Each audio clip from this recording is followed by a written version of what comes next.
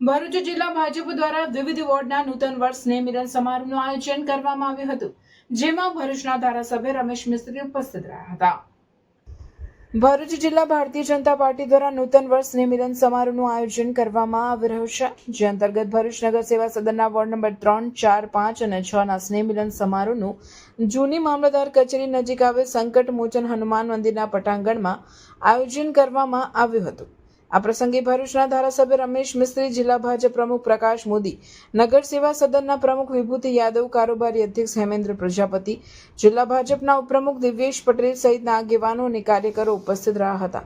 આ પ્રસંગે કાર્યકર્તાઓને નવા વર્ષની શુભકામના પાઠવવામાં આવી હતી અને સ્વદેશી અપનાવવા અંગે આગેવાનો દ્વારા અપીલ કરવામાં આવી હતી।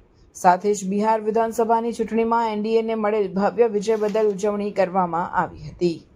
એક સંકલ્પ લઈને બેઠા છે ત્યારે આપણે સૌએ એમાં સહયોગ આપવાનો છે। આપણને ખબર છે કે વિશ્વના જમાદાર અને એક વિશ્વની મહાસત્તા એવા અમેરિકાના રાષ્ટ્રપતિ ડોનાલ્ડ ટ્રમ્પ કે જેમને પોતાના ઇલેક્શન પહેલા આપણા વડાપ્રધાનને ત્યાં બોલાવી અને હાવડી મોડી કાર્યક્રમ કર્યો અને એમાં my dear friend mister Narendra Modi, prime minister of India, એ રીતના એમનું બહુમાન કર્યું। પરંતુ ઇલેક્શન જીત્યા પછી પોતાનું વાણી અને વર્તન બદલી અને ભારત પર જે 50% ટેરિફ લાદ્યો છે, એ ઉપરાંત જે વિઝામાં 88,000 જેટલો ખર્ચો થતો હતો અને અત્યારે 88 લાખ જેટલો ખર્ચો થાય તો આપણને H1B વિઝા પ્રાપ્ત થઈ શકે એવા અનેક નુસ્ખા એને અપનાવેલા છે। આજે વોર્ડ નંબર 3, 4, 5 અને 6 કુલ 4 વોર્ડના કાર્યકર્તા, શુભેચ્છકો અને આગેવાનોનું આ સ્નેહ મિલન કાર્યક્રમ પ્રસિદ્ધ સંકટ મોચન હનુમાન મંદિરે વોર્ડ નંબર 4 માં યોજાઈ રહ્યું છે। આપણે બધા જોઈ રહ્યા છે, મોટી સંખ્યામાં કાર્યકર્તા ભાઈઓ બહેનો અને આમ નાગરિક ભાઈઓ બહેનો ઉપસ્થિત થયા છે।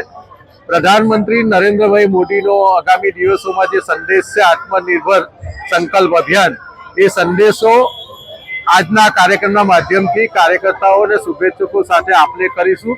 વોકલ ફોર લોકલ એ આજના સમયની ભારતની માંગ છે।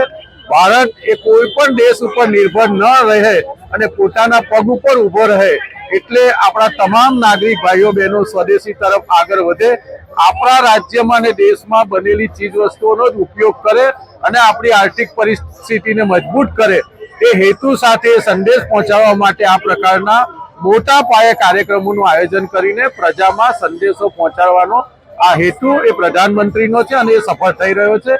મોટી સંખ્યામાં કાર્યકર્તા ભાઈઓ બહેનો આજના કાર્યક્રમમાં ઉપસ્થિત રહીને ભાગ લઈ રહ્યા છે।